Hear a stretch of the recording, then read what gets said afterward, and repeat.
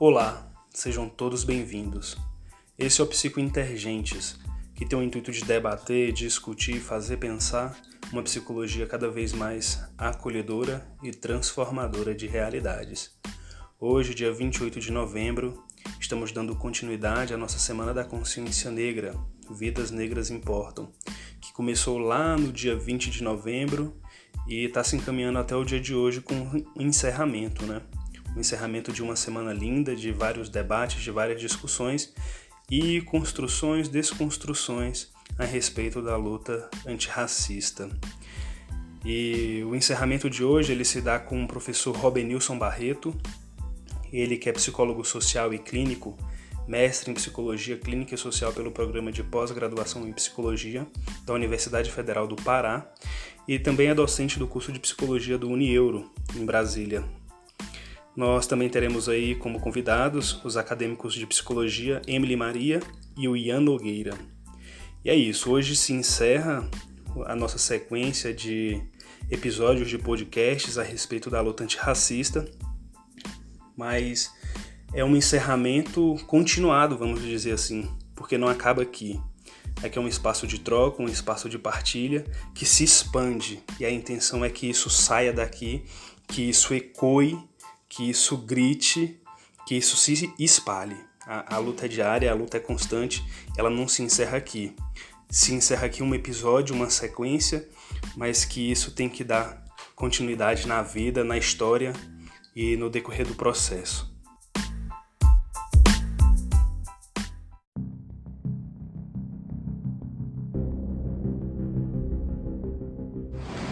Quem é Robenilson e o que ele representa, qual o seu papel, a sua função para a psicologia enquanto luta antirracista? Bem, eu acredito que eu tenho um papel que é muito central, né? Primeiro porque antes de me nomearem Robenilson, né? Assim, o que me nomeia, o que chega primeiro é meu corpo, né? Então, meu corpo é uma identidade política, né? Então, a gente sabe que a gente vai construindo aí... Eu sou psicólogo, professor, psicanalista, conselheiro, enfim. A gente trabalha aí a gente está aí em algumas linhas de frente, né? Sou psicólogo social, psicólogo clínico. A gente está aí em algumas linhas de frente, né? Trabalhando, atuando, né? Transformando a realidade, mas o que... primeiro me identifica como sujeito é o meu corpo negro, né? O corpo de um homem negro na sociedade que dialoga, né? Antes de qualquer título, antes de qualquer nome, antes de qualquer perspectiva, né? Então, meu corpo é um corpo político, né? Então, a minha existência antes da concepção de identidade, né? De profissão, né? De me entender como sujeito, eu acho que é essa compreensão de um corpo negro político e que a partir desse corpo, né, as coisas, esse corpo pode promover transformação e mudanças, né, a partir do meu movimento. Acho que isso que é importante, né? É esse corpo se movimentar, esse corpo circular, esse corpo, né? Essa questão conceitual mesmo, né, do corpo político, né? É o corpo que movimenta, é o corpo que resiste, é o corpo que pulsa, é o corpo que vive e que por hora, né, por vezes, né, é também um corpo que é morto, né? Quando é um corpo que é discriminado, né? É excluído, né? É silenciado. Então, começou pesado, né? Mas eu acho que é um pouco disso mesmo, assim, né? Eu acho que a gente precisa pensar as construções de identidade, né? A partir desse marcador, né? De raça que é bem fenotípico e que diz, né? Muito mais do que qualquer construção aí social, né, que foi dada e foi construída a mim, né? Então penso que a minha função social, a partir do que foi me dado, né, enquanto título, enquanto identidade, é uma função, né, uma tarefa política de promover mudanças, né, mudanças e transformações sociais de uma realidade de um povo que vive numa sociedade ainda hoje excludente, né, ainda hoje racista. Então, penso que esse é o meu papel quando eu atuo com psicologia, quando eu atuo com educação, quando eu atuo com sociedade, quando eu atuo no sistema conselho, né, e em qualquer espaço que eu esteja, né, enquanto pai, amigo, enquanto religioso, né, também. Acho que a nossa tarefa é uma tarefa também de, além de movimento de produção de resistência, é uma tarefa também de algo representativo, de algo de alguém que as pessoas podem, em uma certa medida, né, trazer uma representação positiva, né, para a sociedade negra, algo que temos poucos, né, que temos em poucos números, né, em alguns espaços de poder. Então, estarmos nos espaços de poder significa que a gente também está ali trazendo uma dimensão representativa e de outras possibilidades também de mudança.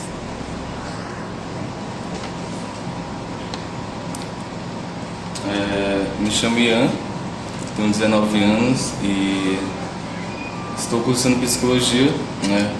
É um prazer estar participando desse podcast aqui, um projeto muito importante, né? Porque é uma questão que deve ser debatida, é uma questão que muitas das pessoas ainda tentam fugir, porque se trata de algo difícil, né? Eu, enquanto jovem negro, às vezes tenho dificuldade de falar das minhas dores em relação a isso.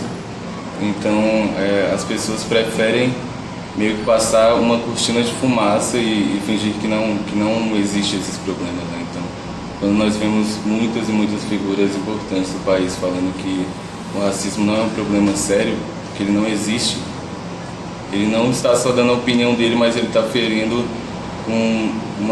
uma grande parte, a maior parte da população brasileira, né? Eu acho que deve ser muito debatido. Eu gosto muito da Lélia Gonzalez, e ela, enquanto intelectual negra, ela criticou um pouco disso, né? Que o racismo precisaria ser discutido, ser revisto, e ela usa alguns conceitos da psicanálise, né? Então ela bebe das águas psicanalíticas e traz para meio que fazer uma análise da sociedade brasileira. Então ela entra com uma teoria que eu achei muito, muito didática. Ela fala sobre a neurose estrutural. A neurose estrutural seria meio que um desejo inconsciente que a sociedade tem de replicar o racismo por não ter um debate, por não ter uma desconstrução dessa visão, né, que foi construída durante todo um período escravocrata. Então ela coloca isso que desencadeia no que temos hoje na sociedade, sabe? Esse número exacerbado de encarceramento de pessoas negras, da maioria dessas pessoas que estão na população também estarem desempregadas, e desse extermínio, né? De processo de extermínio que às vezes acaba sendo vendido como se fosse uma guerra às drogas ou outras questões, né? Então eu acho muito importante quando ela traz isso, porque é uma discussão que eu acho que consegue retratar muito bem o que é o racismo hoje no Brasil e a importância, né, que esse tema tem sobre pessoas da nossa pele, pessoas que constituem a maioria da população desse país. Bom, eu ia apontar essa questão da Lélia, né? E aí eu lembrei de uma parte que ela traz no artigo dela, e que eu me identifico muito, que ela fala, enquanto mulher preta, quando eu chego no espaço, ou eu sou a negra ou eu sou a empregada doméstica. E a gente fala desse corpo, né, como o Rubens também trouxe, dentro da academia, ocupando um espaço, e de como muitas vezes a gente, né, tem que ser resistência, se colocar resistência, porque a gente não sabe, né, se no caminho de vir para a academia a gente vai sofrer algum episódio de racismo, se a gente vai chegar vivo, ou se dentro da própria academia também, né, a gente não vai passar por algum episódio, ou de algum modo não vão tentar abafar as nossas vozes, né. E isso acontece com uma recorrência muito grande, e o Frantz Fanon até cita, né, numa parte lá do livro dele, ele fala que esse homem branco, ele chega até mim, ele impõe a mim, né, que eu seja igual a ele, que eu me porte igual a ele. Então, eu sempre vou ser lembrado como o homem preto, né? Então, a gente vai ser sempre lembrado tá, ela é uma pessoa, uma acadêmica negra, né? E não tem como, né, essa associação, não ocorre essa dissociação, né? O nosso corpo, ele sempre chega primeiro.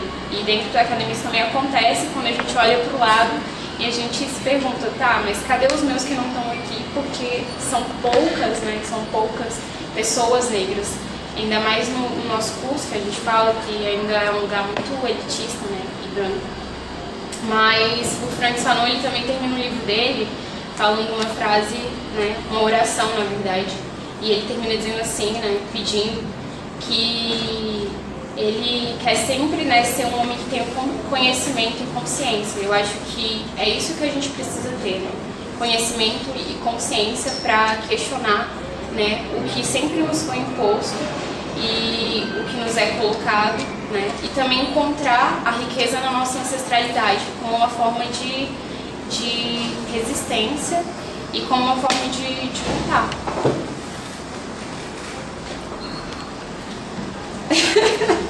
Massa. Professor, o senhor no decorrer desse semestre falou aí sobre identidade, sobre consciência, sobre tomar consciência também, sobre níveis de consciência. E casando um pouco com a fala da Emily, quando ela vai falar do Frantz Fanon, ele fala também sobre esse embranquecimento, esse embranquecer-se. E é uma pergunta para o senhor, né? Se faz essa relação, se tem uma relação aqui. Frantz Fanon está falando também de níveis de identidade, de consciência, quando ele está falando desse embranquecer-se. O racismo, ele fere tanto minha subjetividade que ele faz de mim também uma vontade, uma necessidade de embranquecer. Veja, né? Os meninos, quando falam aqui, a Emily e o Ian, de como nós somos marcados, né? A gente está falando aqui de uma marca social, né? E uma marca que nos acompanha, né?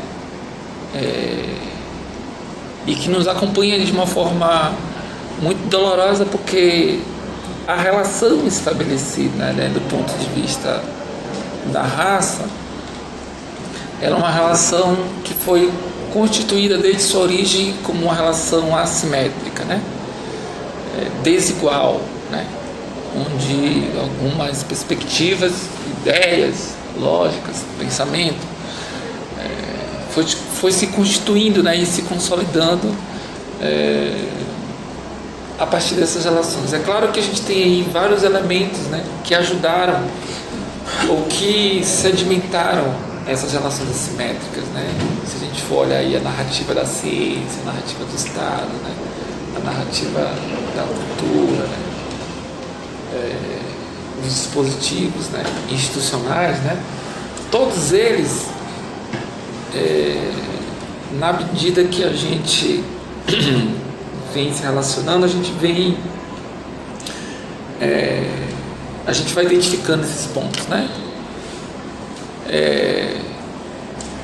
E a branquitude, assim como a negritude, é um processo dialético, né, de formação, né? De uma consciência, né, racializada. Se a gente for buscar alguns conceitos aí sobre branquitude, a gente vai entender que o branco, ele não, historicamente, ele não foi racializado, né? E houve, dentro desses dispositivos institucionais, da ciência, né, do Estado, uma política, né, uma ideia trazida para a nação, né, essa nação construída, que o branco, o Brasil não se constituiria como nação se ele tivesse aí em seus corpos, em sua grande maioria, pessoas negras, né? Então era preciso, era necessário, do ponto de vista de uma ideia de nação, para que o Brasil progredisse, nós termos pessoas brancas. Então, se eu não me engano, lá no texto da Bento, né, ela vai dizer isso, né? O branqueamento foi um processo político, ideológico, que se constituiu numa formação identitária do branco, que a gente chama hoje de branquitude. Esse conjunto elementar foi que, e mais ali a concepção de Gilberto Freire, né, em Crossa Grande Senzala, quando ele fala do processo de miscigenação, é que foi a partir disso é que essa identidade racial ela foi sendo aviltada, né? Ela foi sendo roubada, ela foi sendo assaltada, né? Ela foi sendo silenciada, né? A partir desses instrumentos, né? Desses dispositivos institucionais, né? Então existiu aqui um movimento político, ideológico, em termos de constituição de nação, um projeto de nação. A nação, ela se constitui como ordeira e progressista, obviamente o que está descrito na nossa bandeira, né, que é uma descrição positivista de ordem e progresso. Nós teríamos, a gente só iria progredir se tivéssemos brancos no país. Então foi uma política. Então a dificuldade hoje das pessoas negras se reconhecerem como tal, né, ela vem muito desse projeto de Brasil, de nação, e que até hoje se coloca como um projeto hegemônico e opressor na sociedade brasileira. Esse que é a grande questão que se coloca para a gente, né, como desafio, né? Então, quando a gente fala, a gente iniciou falando de corpo, né? Falando de corpo, né? Então, se a gente abrir mão de nossos nomes, de nossos títulos, de nossas roupas, inclusive, a gente pode ficar sem roupa, todo mundo fica sem roupa aqui. É esse corpo, né? São esses corpos que são identificados, né? São identificados, são esses corpos que vão ocupar determinados espaços, inclusive de prestígio, para construir aí, ou estar nos espaços em que possa, de privilégio, que possa de poder, né, que possa definir os rumos do Brasil. Vamos pensar aqui de forma prática. Se o projeto de nação era um projeto branco, né, é óbvio que a gente não estará, né, está incluído em um espaço de poder. Porque nós não teríamos, né, capacidade, competência, né, a partir dos estudos eugênicos ali, né, de ocupar esse espaço, porque a gente ia quebrar o Brasil, né, o Brasil. E essa ainda é a justificativa, né, de um país subdesenvolvido, porque tem as pessoas negras. Então é um pouco disso, assim, essa relação identidade, consciência, né? Ele vem muito a partir disso, né? E aí, quando a gente encontra uma pessoa negra que tem dificuldade de se reconhecer do ponto de vista, né, da consciência, né, e da sua identidade, algo que a gente trabalhou na disciplina de psicologia social, como uma categoria fundamental, né, da psicologia social, a gente vai ver que isso traz para ele ou para ela consequências devastadoras, né? De não reconhecer o outro, né? Ou não reconhecer a si como parte de uma nação, inclusive. Por que eu não me identifico com a nação brasileira? Por que eu não me identifico, né, com as pessoas que estão no poder? Porque elas não se parecem comigo, porque elas não têm a minha história, porque elas não têm. E é por isso que a gente fala, né, da ocupação dos espaços, não ocupar por ocupar, né, do ponto de vista da representatividade, mas entender que ocupar esses espaços também, né, é trazer uma outra perspectiva, né, de identidade e reconhecimento para a luta dos povos, eu acho.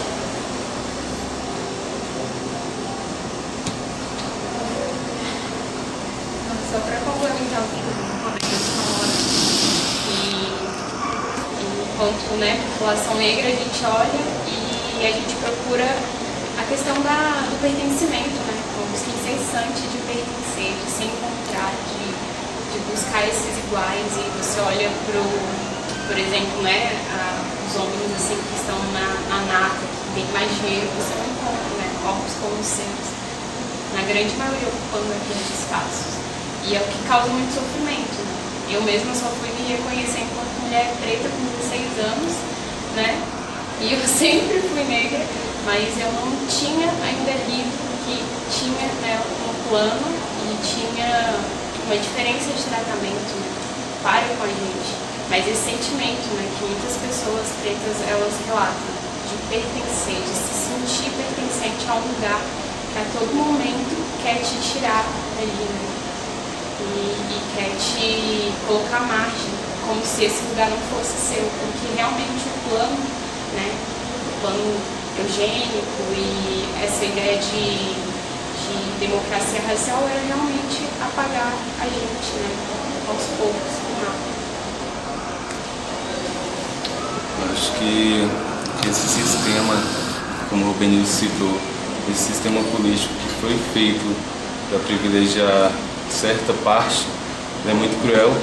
E se for parar para analisar, nós sempre estamos sempre estamos falando de saúde mental aqui na academia, mas quando paramos para refletir sobre a saúde mental do povo preto, percebemos a dificuldade que tem de fazer com que essa questão tão importante, né, para o desenvolvimento humano chegue às periferias, né, chegue às favelas, chegue aos cortiços, né? Então há ainda uma banalização dos direitos básicos, né? A população negra que mais sofre com falta de infraestrutura, né? Com questões problemáticas relacionadas à moradia, à saúde, à educação. Tem uma lei que foi criada junto com o Dia da Consciência Negra, que oficializou o ensinamento da matéria sobre cultura afro-brasileira no ensino básico, né? E foi muito criticada depois da criação, porque alguns pais não concordavam com isso. Então isso reflete muito que a nossa sociedade, se não tem direito a essas questões básicas, como que essa população vai ter acesso à saúde mental? Professor, durante a semana, no podcast, a gente teve aí como convidada a Emily, teve outras pessoas, e o discurso, a fala deles, as experiências, os relatos, eles vão se casando, né? A Emily falava muito assim, enquanto aluna, a fonte que ela está bebendo, né? Essa formação para uma futura psicóloga, e aí todos eles iam sempre falando sobre um arcabouço que ficava um arcabouço eurocêntrico, eurocentrado, colonizador, E era essa fala de todos ali. A Emily foi uma delas, teve um rapaz aí, teve um outro rapaz também, o William James, ele que é historiador pelo UFOB, e ele falava a mesma coisa, sobre a gente está se formando para quem? Né? Para quem? E é um pouco dessa fala da Emily. Até hoje, mais cedo, a gente estava falando sobre isso aqui. Qual a grade? O que eu aprendi? O que eu tenho feito? E ela disse que a gente é privilegiado porque tem uma matéria com o senhor. E foi um encanto ter essa matéria com o senhor durante esse semestre, porque uma experiência própria minha, né? Eu venho da teologia da libertação, quando o senhor começou a falar de Martin Baró, e aí pau, o negócio foi casando, porque a gente vê essas coisas, dentro da própria igreja tem um conservadorismo muito grande, quando fala de teologia da libertação é problema. E aí quando o senhor foi falando, foi me casando, me identificando com aquilo, e aí eu falei, pronto, é o cara, entendeu? Então assim, professor, durante essa semana teve um problema muito grande, essa fala, né? Qual arcabouço epistemológico, teórico a gente está tendo para nós, né? Enquanto pessoa, enquanto indivíduo? É uma pauta importantíssima, algo que eu tenho dito aqui, vou tentar ser breve nessa discussão, né? Tema de TCC, né, Emily? Essa discussão de TCC é uma coisa que eu tenho dito que é o seguinte: se a gente continuar indo nessa toada, a gente não vai formar, a gente vai se formar psicólogo achando que conhece de pessoas. Não conhece nada de ninguém. Sabe por quê? Não conhece nada de ninguém? Tem que falar mais alto aqui para vocês ouvirem esse podcast. Sabe por quê? Porque veja, nós estamos no Brasil, aí a gente retoma ali uma perspectiva teórica, né, da psicologia social, né, de motivação social. Olha, a gente precisa pensar numa psicologia que dialogue com a nossa realidade. Qual é a realidade hoje, né, nossa, né, no Brasil, na América Latina? É que nós somos um território colonizado.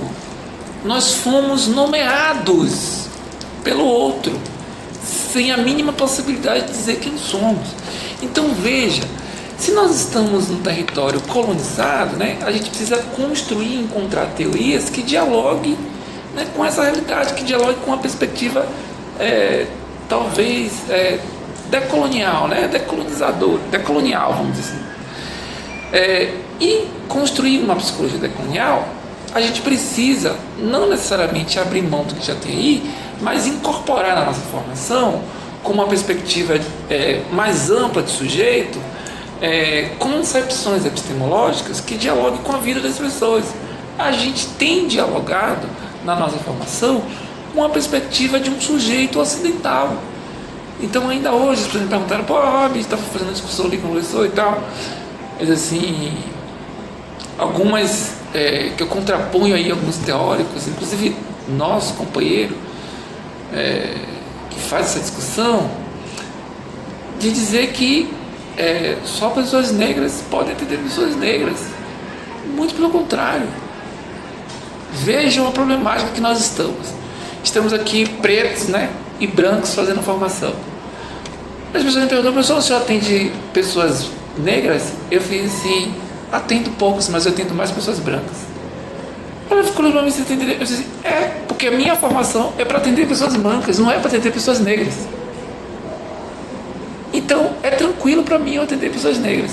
Talvez não seja tranquilo para a pessoa que seja atendida ser atendida por uma pessoa negra, talvez. Mas para mim, eu estou em casa. Atender pessoas negras está muito bom. Não seria um lugar confortável atender pessoas negras? Primeiro, porque a gente não tem a formação para tal. Porque a formação que a gente tem é para conhecer pessoas brancas, ocidental, saca? Mas a gente não tem um conhecimento para saber da história e da origem das pessoas de matriz africana. A gente não conhece a cosmovisão e a epistemologia dos indígenas. Como é que a gente faz para atender pessoas indígenas?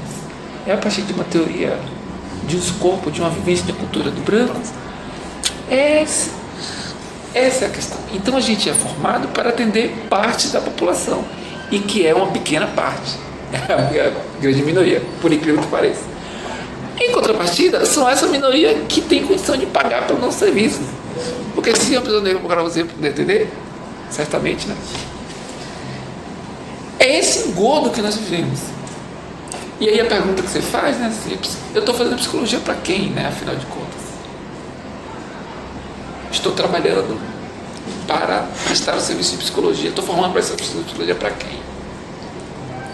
E para garantir que o nosso serviço de qualidade chegue para essas pessoas, políticas públicas. É lá que a gente precisa estar e atuar para poder te garantir um serviço de qualidade para as pessoas. Pergunta que se segue: quem é as pessoas que são atendidas pelo SUS? Quem é que está no sistema carcerário? Quem é que é atendida pela política de assistência? Quem é que está nos projetos da ONG nas comunidades? Quem é o usuário, o verdadeiro usuário do sistema público? Pessoas negras, gente. Aí a gente sai daqui, vai fazer concurso, né, para atuar. Vai atender quem? Tá, eu vou atender pessoas negras, certo? Fato. Com esse aspecto epistemológico branco que nós temos. Aí o que a gente vai fazer? Não, porque ele, né? Aí a gente vai começar, porque você não conseguiu, né, dialogar epistemologicamente, encaixar epistemologicamente aquela ideia de sujeito naquele paciente, naquele usuário, o que é que vai acontecer? A tendência é que você culpabilize, né? Aí o problema é o sujeito, não é o problema nosso. Então, na psicanálise, assim, é sempre uma questão do analista, né? Então, o paciente está ali para ser entendido, para ser acolhido. Então, penso que essa é uma problemática que a gente precisa se debruçar e que a gente precisa necessariamente dar conta, para a gente dar conta desse processo. Então a gente tem que mexer, tem que sacudir, tem que a gente precisa transformar, mudar essa grade, mudar o percurso, trazer outras teorias para que de fato a gente dialogue com esse lugar e que a gente dialogue também com a perspectiva. Desculpa, pessoal. Posso deixar assim já? Pode. É o trabalho, tá? Que a gente dialogue também com a perspectiva de uma mudança epistemológica, né? Não só uma mudança de percurso, não só uma mudança de ideias, né? Mas também, né, que a gente inclua na nossa grade, né, dimensões que a gente consiga minimamente compreender o mundo daquele sujeito, né, o qual não está à vista, né, para todos nós. Temos muitas cidades aqui em Brasília, cidades satélites, né, que estão na periferia, né? Para onde eu vou, né? Atuar para quem, como, por quê, nessa perspectiva. Então, é um pouco disso. Onde nós temos que estar, né? Do ponto de vista da psicologia social, pelo menos, para poder atuar. Então, acho que é um pouco disso. Chega, suspira fundo, assim, porque você é foda demais, tá louco? Que aula. Muito bom. Então é isso, professor. Muito obrigado. Eu que agradeço. Muito obrigado mesmo, o senhor fantástico. Encerrando aí essa semana da consciência negra que a gente se propôs a fazer. Agradeço a Emily, que mais uma vez aí acalenta o nosso coração. O grande Ana. E o senhor, muito obrigado mesmo aí a todos que também participaram essa semana. Pauleira. Aí, nossa referência aí, né? Todo mundo aí.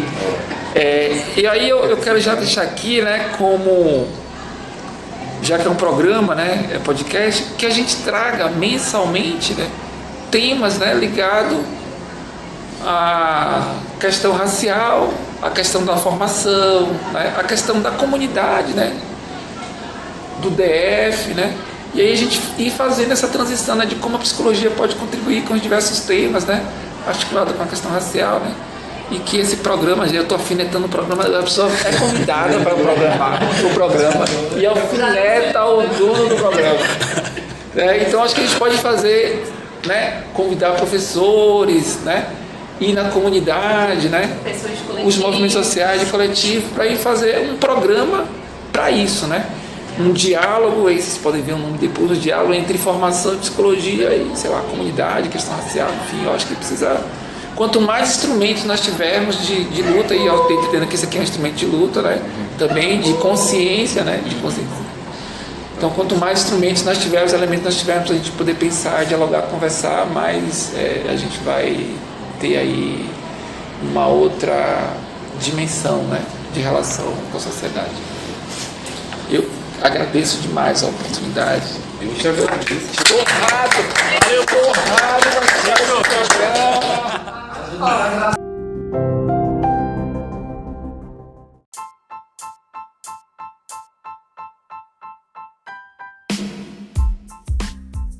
Então é isso, pessoal. Esse foi o nosso Psico Intergentes de hoje. E essa também foi a nossa programação aí de Semana da Consciência Negra. E é aquilo que eu falei. Ela continua, ela tem que continuar. E essa transformação ela tem que se dar a partir de nós mesmos, a partir de nós como agentes transformadores de realidades. Começa comigo, com você, com cada um de nós. Nós somos agentes transformadores. Tem que começar por nós. Então é isso. Muito obrigado, professor Robenilson. Muito obrigado, Emily. Muito obrigado, Ian. Muito obrigado a todos que participaram, todos os convidados e convidadas. E muito obrigado a todos que se propuseram a ouvir, né, a fazer esse momento de escuta. Muito obrigado mesmo. E é isso, pessoal. As pegadas dos que caminham juntos nunca se apagam.